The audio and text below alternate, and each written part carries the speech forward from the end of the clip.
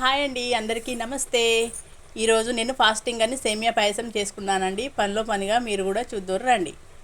ముందుగా ఒక కడాయి పెట్టి దానిలో నెయ్యి వేసి జీడిపప్పు, బాదం పప్పు, కిస్మిస్లు దోరగా వేయించుకోవాలి. వేయించుకున్న వాటిని పక్కన తీసేసుకొని ఆ తర్వాత సేమియా వేసుకొని దోరగా వేయించుకోవాలి.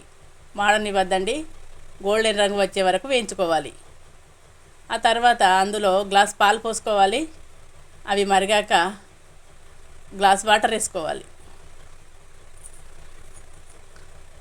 బాగా కలపాలండి. తగినంత షుగర్ వేసుకోవాలి. షుగర్ మీ ఇష్టం అండి, అది కొందరు తక్కువ తింటారు, కొందరు ఎక్కువ తింటారు. మీకు కావాల్సినంత షుగర్ వేసుకోండి. ఆ తర్వాత బాగా మరగనివ్వాలండి.